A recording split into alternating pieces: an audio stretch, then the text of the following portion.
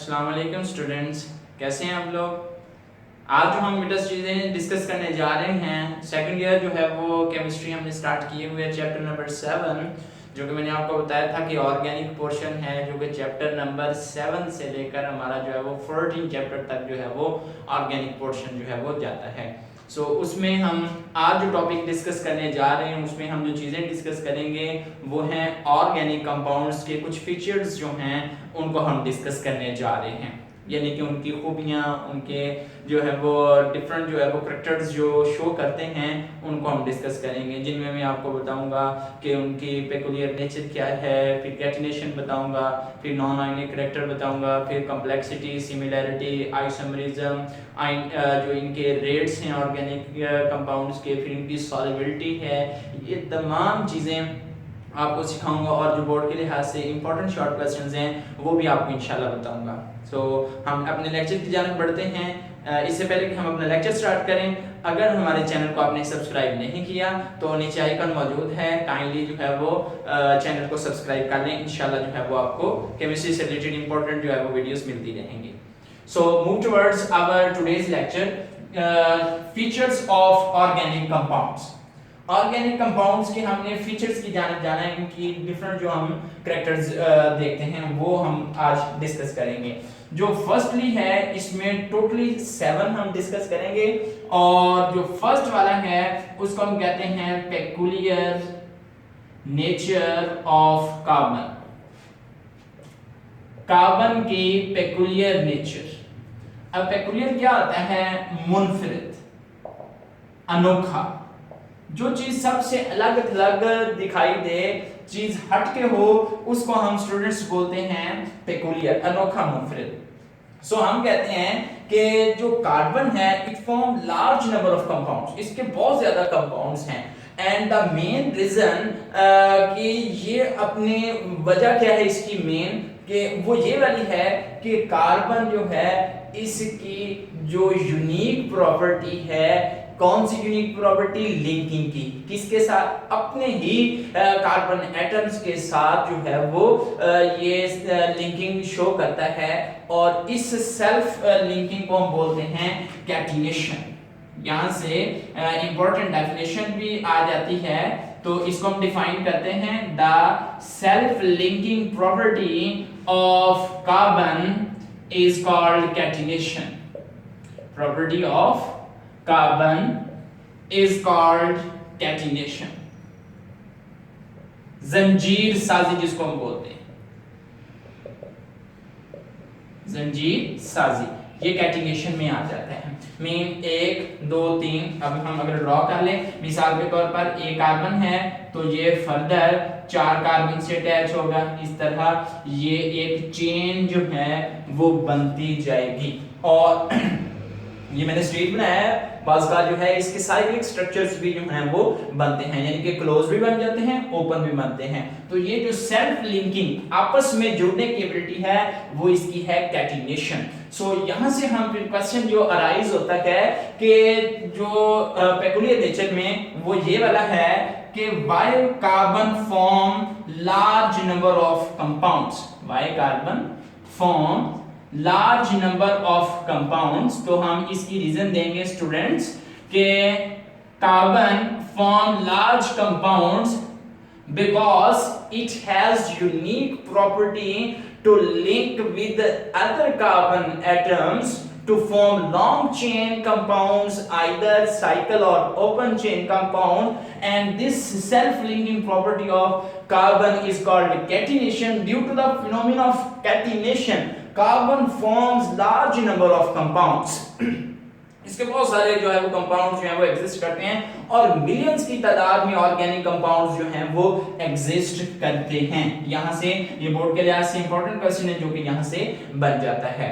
सो अब यहां से कि कार्बन सिंगल बॉन्ड भी बना लेती, मल्टीपल बॉन्ड, डबल भी बना लेती, ट्रिपल बॉन्ड भी बना लेती है। इसके बॉन्ड्स ऑक्सीजन के साथ भी होते हैं, नाइट्रोजन के साथ भी होते हैं, सल्फर के साथ भी होते हैं, जो कि इसके डेरिवेटिव्स में चला जाते हैं ऑर्गेनिक कंपाउंड्स में। और अगर हम नेक्स्ट बात करें इसके बहुत सारे कंपाउंड्स हैं जो कि डिफरेंट साइज हैं, उनके डिफरेंट शेप्स हैं, डिफरेंट स्ट्रक्चर्स हैं। कार्बन की जो पेकुलियर एक मुनफरिद और अनोखा बिहेवियर है जिस वजह से ऑर्गेनिक केमिस्ट्री में एक हुस्न सा पैदा हो जाता है और फैसिनेटिंग चीजें जो हैं वो डेवलप होती हैं in the organic chemistry. Okay जी, ये पहली होगी peculiar nature of the carbon. Second हम जो डिस्कस करें, यहां से एक शॉर्ट क्वेश्चन भी आ जाता है। सेकंड जो स्टूडेंट्स हम डिस्कस करने जा रहे हैं वो है जी नॉन आयनिक करैक्टर। नंबर 2 है non ionic character of organic compounds.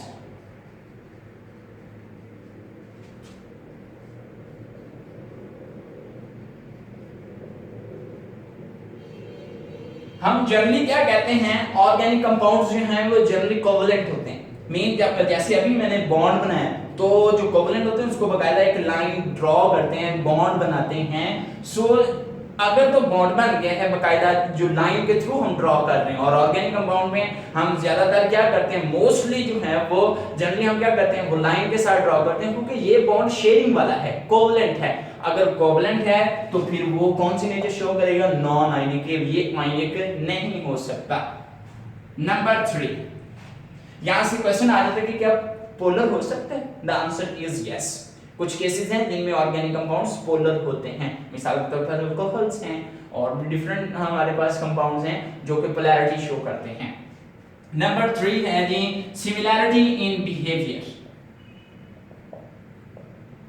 Similarity in behaviour में अगर हम स्टूडेंट्स बात करें तो वो कुछ इस तरह से है कि ऑर्गेनिक कंपाउंड्स की आपस में हैं तो वो डिफरेंट, लेकिन उनके आपस में क्लोज रिलेशनशिप जो है वो एग्जिस्ट करता है। वो आपस में एक दूसरे से बहुत सारी प्रॉपर्टीज जो है वो मिलती जुलती शो करती हैं जिस वजह से इनकी होमोलोगस सीरीज जो है वो एग्जिस्ट करती हैं। होमो का मतलब सेम, होमोलोगस सीरीज यानी कि जिनकी जो है वो प्रॉपर्टीज सेम हो जाएंगी। मिसाल के तौर पर मैं अल्केन का नाम लूं तो इसमें सारे के सारे वो कंपाउंड्स आ जाएंगे जिनमें कार्बन का सिंगल बॉन्ड मौजूद है। मैं अगर अल्कीन का नाम लूं तो डबल बॉन्ड वाले सारे आ जाएंगे, अल्काइंस का लूं तो ट्रिपल बॉन्ड वाले सारे आ जाएंगे, अगर मैं अल्कोहल का लूं तो OH ग्रुप वाले सारे आ जाएंगे। गर्ज के ये जो सिमिलैरिटी इन बिहेवियर की वजह से हमारे पास एज क्या है कि मिलियंस की तादाद में जो ऑर्गेनिक कंपाउंड्स हैं उनकी स्टडी को एक जो होमोलोगस सीरीज हैं कुछ फैमिलीज तक जो है वो मिसाल के तौर पर एक नाम लेके उसमें इतने सारे हम कंपाउंड्स जो है वो जो एक्सप्लेन कर सकते हैं, नहीं तो एक एक को एक्सप्लेन करना बहुत मुश्किल होता।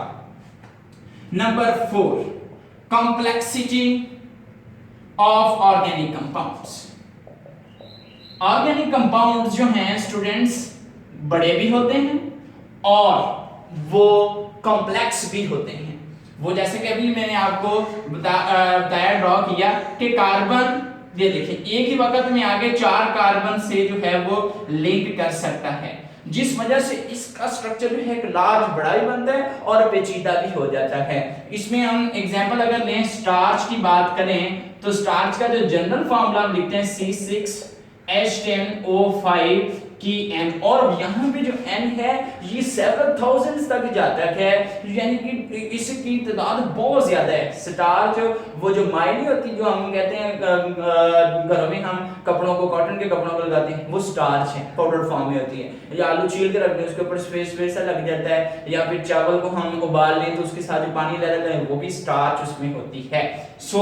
ये हम बात करते हैं कि इसमें N बहुत ज्यादा है। और प्रोटीन की बात करें तो उसमें क्या होता है, अमाइनो एसिड्स मिलते हैं। अमाइनो एसिड्स पेप्टाइड बॉन्ड के जरिए मिलके पेप्टाइड लिंकेज बनाते हैं। वो जब 10,000 तक उसका मॉलिक्यूलर मास बनता है तो पॉलीपेप्टाइड बनती है। 10,000 से क्रॉस करता है उसका मॉलिक्यूलर मास तो प्रोटीन की सिंथेसिस होती है, प्रोटीन बनती है। So it's also very complex structure. So organic compounds show complexity in their structures। अच्छा जी स्टूडेंट्स, नेक्स्ट जो हमने डिस्कशन करनी है वो पॉइंट नंबर 5 है जो कि आइसोमेरिज्म का है। नंबर 5 है आइसोमेरिज्म। आइसोमेरिज्म क्या होता है? The phenomena in which two or more different compounds having same molecule formula but different physical and chemical properties is called isomerism, उसको हम आइसोमेरिज्म में लेते हैं। अब ऑर्गेनिक कंपाउंड्स डिफरेंट वेज से जो है वो आइसोमेरिज्म शो करते हैं। वो इनके स्ट्रक्चर में भी चेंज हो सकता है, वो इसके फंक्शनल ग्रुप में, पोजीशन ऑफ फंक्शनल ग्रुप में, मेटामरिज्म, टॉटोमरिज्म, ये डिफरेंट टाइप्स की जो है वो आइसोमेरिज्म जो है वो शो करते हैं। ज्यादातर हम इसको कहते हैं स्ट्रक्चरल आइसोमेरिज्म में हम इनकी डिस्कशन जो है वो स्टूडेंट्स करते हैं। फॉर एग्जांपल मैं लिखूं अगर CH3 बॉन्ड OCH3 या CH3CH2OH, तो इसका मॉलिक्यूलर फार्मूला बनता है स्टूडेंट्स, वो है C2H6O। मॉलिक्यूलर फार्मूला दोनों का सेम है, लेकिन ये डाइमिथाइल ईथर है और स्टूडेंट्स ये वाला है इथाइल अल्कोहल। अब दोनों का देखें फंक्शनल ग्रुप भी डिफरेंट हो गया, हालांकि मॉलिक्यूलर फार्मूला सेम है। सो वी कैन से कि ऑर्गेनिक कंपाउंड जनरली कोवलेंट होते हैं, कोवलेंट बॉन्ड के साथ शो होते हैं, रिजिड होते हैं, डायरेक्शनल होते हैं। इनकी ये दो खूबियों की वजह से वो क्या करते हैं, वो आइसोमेरिज्म का फिनोमिना जो है वो शो कर सकते हैं। सो ये आइसोमेरिज्म, यहां से क्वेश्चन आ जाते हैं बोर्ड के लिहाज से कि हाउ ऑर्गेनिक कंपाउंड्स या why organic compounds show isomerism. So यहां से हम इसको एक्सप्लेन कर सकते हैं। जनरली कोवलेंट होते हैं और कोवलेंट जो हैं वो रिजिड होते हैं, डायरेक्शनल होते हैं। दैट्स व्हाई क्या होता है, ऑर्गेनिक कंपाउंड्स जो हैं वो उनका मॉलिक्यूलर फार्मूला सेम होने और स्ट्रक्चर फार्मूला डिफरेंट होने से उसकी फिजिकल और केमिकल प्रॉपर्टीज भी डिफरेंट होती हैं। सो आइसोमेरिज्म शो करते हैं। नंबर 6 प्रॉपर्टी है वो है रेट्स ऑफ ऑर्गेनिक रिएक्शंस। देखिए स्टूडेंट्स, हम अभी बार बार यही कह रहे हैं कि जो ऑर्गेनिक कंपाउंड्स क्या हैं, कोवलेंट हैं। अब कोवलेंट में जो एक बॉन्ड बना हुआ है और कोवलेंट बॉन्ड डायरेक्शनल है, अमीन के एक खास जगह से बॉन्ड टूटा, फिर वो वहां पे जाके बनेगा जहां पर मिसाल के तौर पर ये बॉन्ड यहां से टूटा। अब इसने कहां जाके बना, जहां पे कोई जगह होगी, मिसाल के तौर पर यहां पे बना। It's time consuming. So the organic reactions rates are very slow. इनके रेट्स बहुत स्लो होते हैं।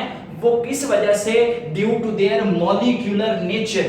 ये इनकी मॉलिक्यूलर नेचर होने की वजह से बॉन्ड्स का एक जगह स्पेसिफिक जगह से टूटना, फिर जहां पे अवेलेबिलिटी है, वेकेंट ऑर्बिटल है, वहां पे जाके बॉन्ड बनाना। सो ये टाइम कंज्यूमिंग होता है। That's why the rates of organic reactions are slow. और इनकी जो यील्ड है, जो प्रोडक्ट की amount at the end of reaction बनती है, वो भी क्या होती है, कम होती है, वो ऑर्गेनिक रिएक्शंस की। नंबर 7 पे चलते हैं। जो हमारी लास्ट फीचर है वो है सॉल्युबिलिटी। यहां से भी बोर्ड के लिहाज से इंपॉर्टेंट क्वेश्चन आ जाता है कि why organic compounds are insoluble in water but soluble in the organic solvents. यहां से सिंपल सी रीजन है, वो हम इसको देख के क्लियर कर लेंगे। क्या कि ऑर्गेनिक कंपाउंड्स क्या होते हैं, generally and mostly are non polar in nature and water is polar.